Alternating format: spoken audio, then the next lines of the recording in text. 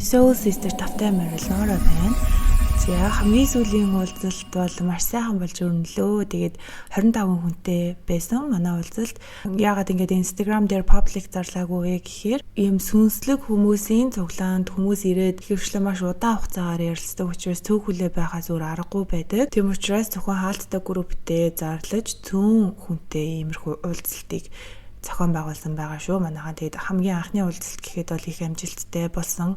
За тэгээд тэрхүү уулзалтаасаа ойлгож ухаарч авсан зүйл дээр үндэслээд би одоо заавал энэхүү сэдвийн талаар бол ярих нь зүйтэй юм байна гэж ойлгосон байгаа. Өнөөдөр юуны тухай ярих гэж байна вэ гэхээр attachment styles. Attachment гэдэг зүйлийн тухай ярина. Attachment гэдэг нь болохоор бид нэр энэ үгийг хаана хардаг вэ гэхээр email явуулахдаа хавсралтаар нэг файлыг ингээд хамт хавсаргаж явуулдаг те. Ерөнхийдөө бол хавсралт гэж шилж болно.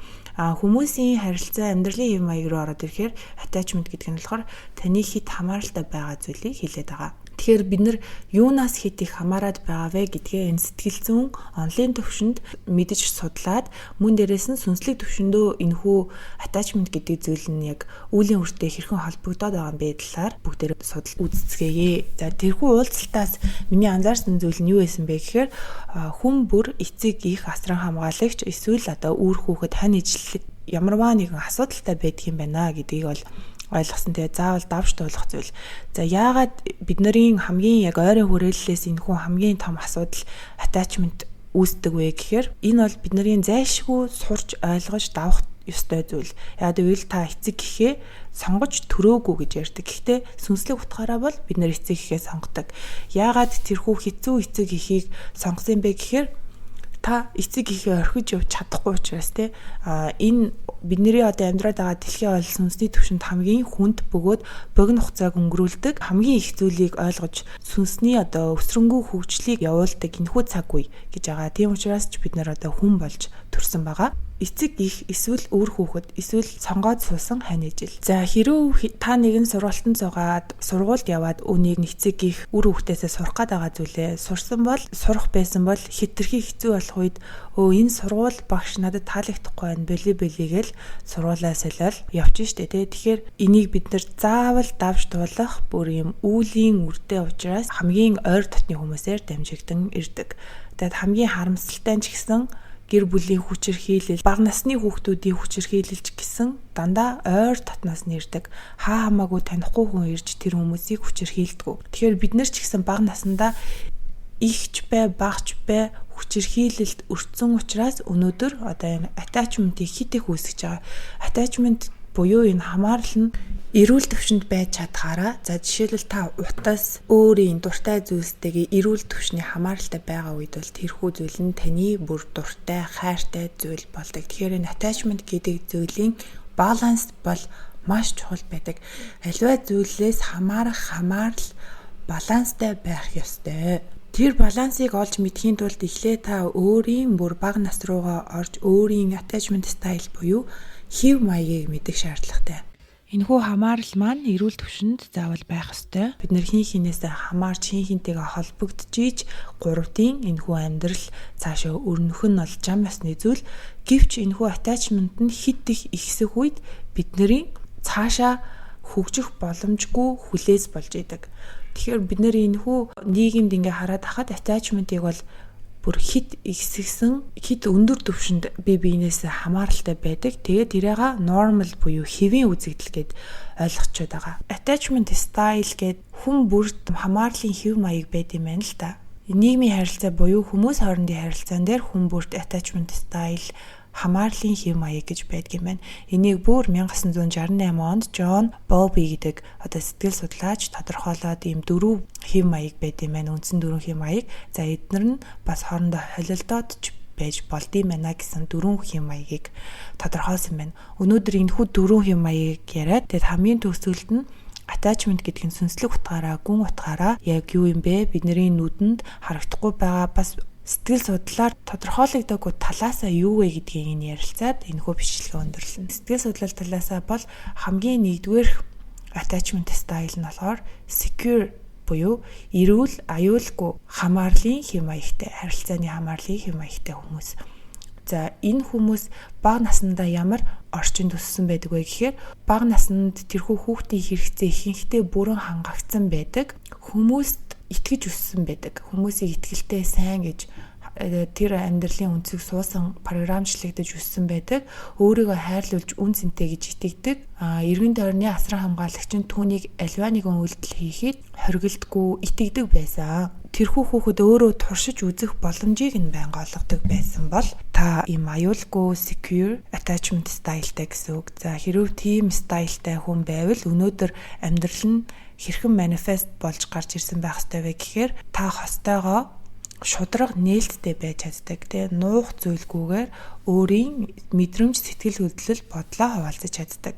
Маргаантай мэдээж хүнд өдрүүд тулгардаг. Хэдий ч мэдрэмжээ зөв илэрхийлж чадсанаараа асуудлаа шийдвэрлэх чадвартай байдаг. Мөн ийм хүмүүсийг онцгой болгодог зүйл нь болохоор өөрийгөө ухамсарлах өндөр чадвартай сэтгэл хөдлөлөө ухаалгаар илэрхийлж чаддаг болсон байдаг. Яагаад гэвэл бага наснаасаа хит их хориглохдохгүйгээр аливаа зүйлийг туршлагажаад үзсэн байдаг. Юуг яаж хийвэл амжилт олох вэ? Юуг яаж илэрхийлвэл болдог вэ гэдэг тэр үнэн мэдлгүүдээ өөрийн туршлагаараа олоод авчихсан байдаг учраас өнөөдөр өөрөө хувь хүн болоод бие даасан том хүн болсныхаа дараа ч гэсэн хайр дурлал, хүмүүстэй харилцаандаа ингэж эерэг байдлаар илэрдэг. Тэгэхээр хостойгоо ер нь их амжилттай сайхан явдаг ба олон найз нөхөдтэй хүмүүст итгэж чаддаг, өөрийнхөө ч хүн цэнийг мэддэг ийм хүн болж төлөвшсөн байх ёстой. За мэдээж яг ийм төгс төгөлдөр хүмүүс бол маш зөөгөн байдаг те. За өнгөөр илэрхийлээд явбал энийг одоо аюулгүй бүс учраас ногоон өнгөөр илэрхийлье.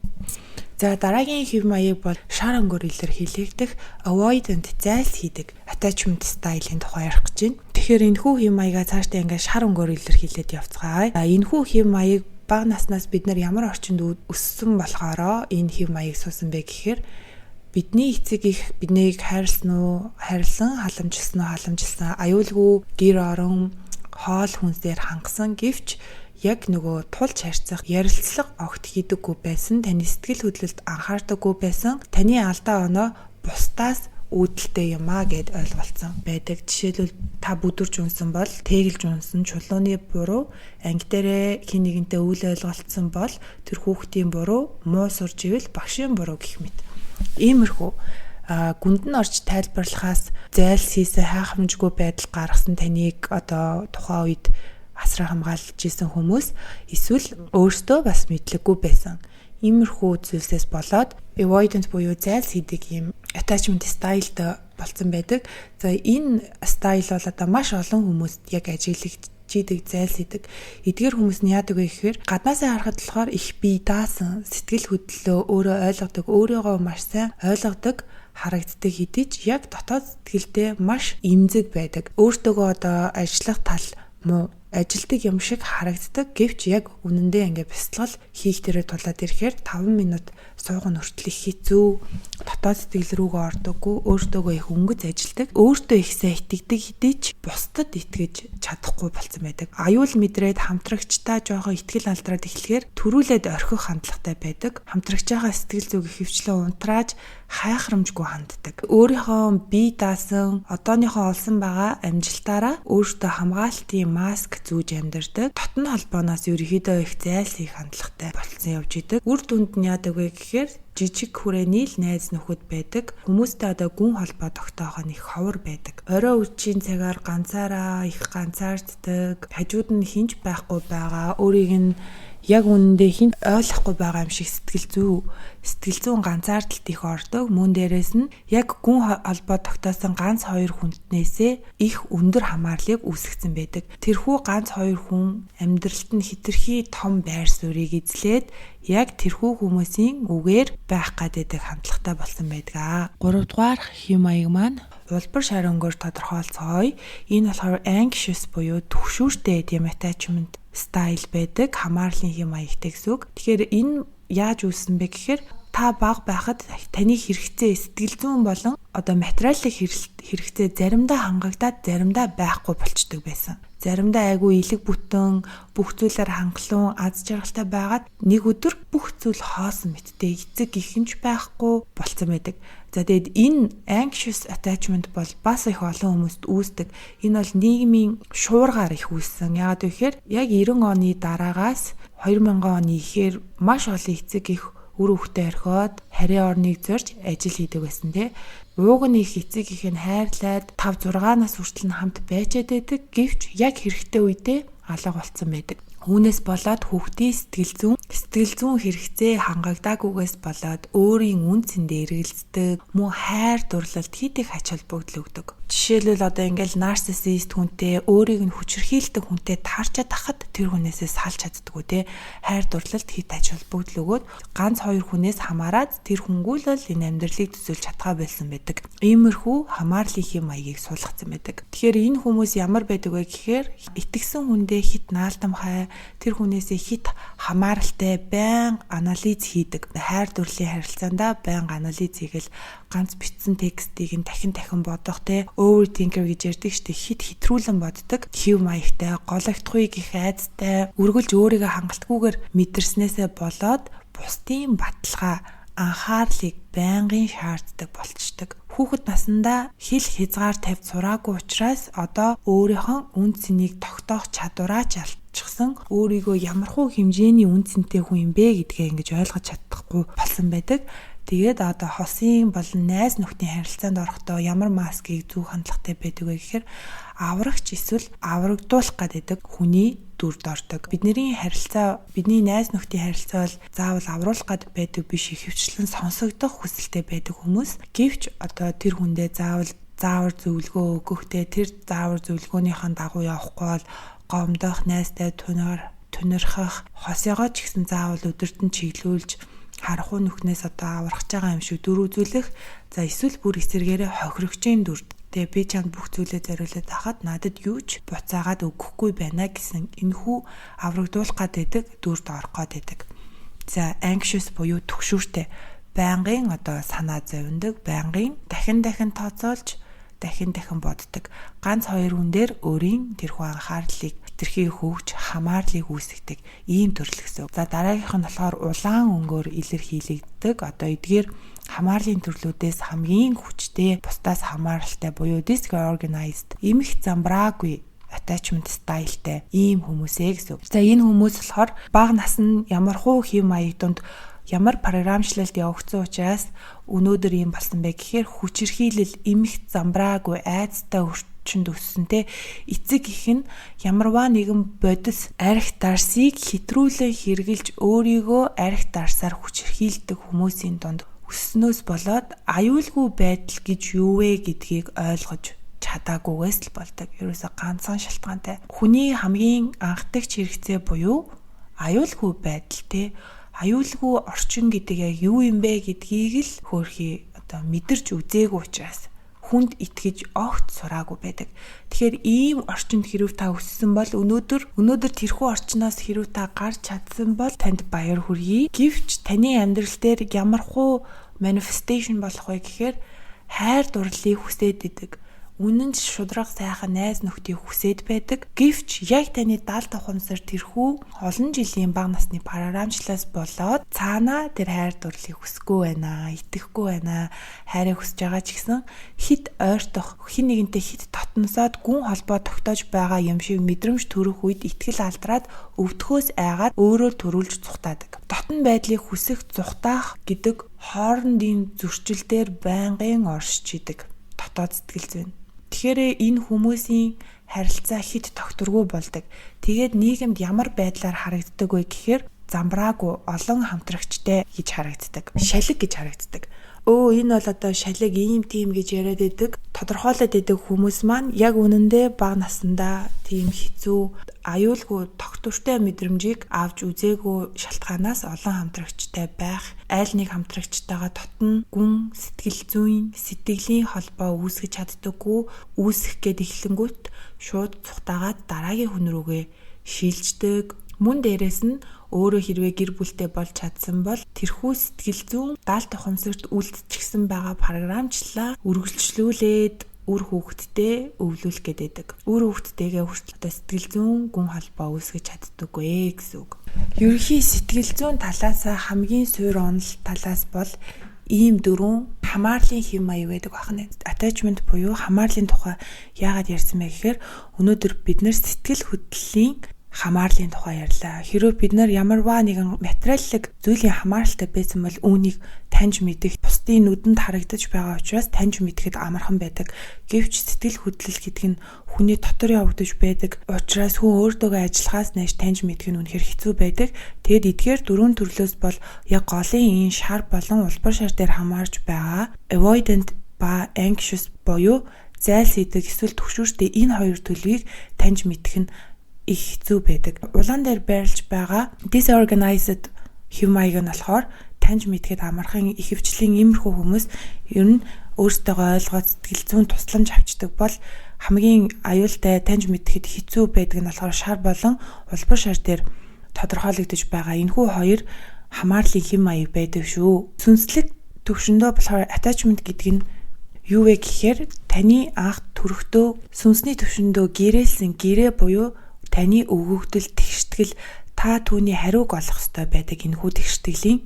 Тиймээс энэхүү тэгштгэлийн хариуг олохын тулд эхлээд анхаарал анзааргын гэрлийг тусгах шаардлагатай. Энергийн төвшөнд болохоор хамааралтай зүйл рүү юу болж байна гэхээр таны бүх энерги тийшээ урсаж байгаа. Тэгэхээр бусад зүйлд зарцуулах энерги үлддэггүй. Цоорхоо савнд усыг дүүргээд хийгээд байгаа мэт тэрхүү цоорхоогоор та энерги алдаж урсгаж байгаа гэсэн үг. Тэр цоорхоо нь юу вэ гэхээр таны хит хамааралтай байгаа зүйл. Тэгэхээр өөрийн сав дүүрэн бэжиж бусдын савыг дүүргэх боломжтой гэдэг. Тийм учраас тэр савын та цоорхоог нөхөё гэх юм бол өөрийнхөө энэ сэтгэлийн хамаарал буюу attachment style олж тодорхойлоорой. Сэтгэл хөдлөлийн төвшөнд альва ямар нэгэн зүйлээс хит их хамааралтай байна уу? Хин нэгэн хүн миний дотоод амар амгалан эвдэж байна уу гэдэг асуултыг өөртөө тавих хэрэгтэй.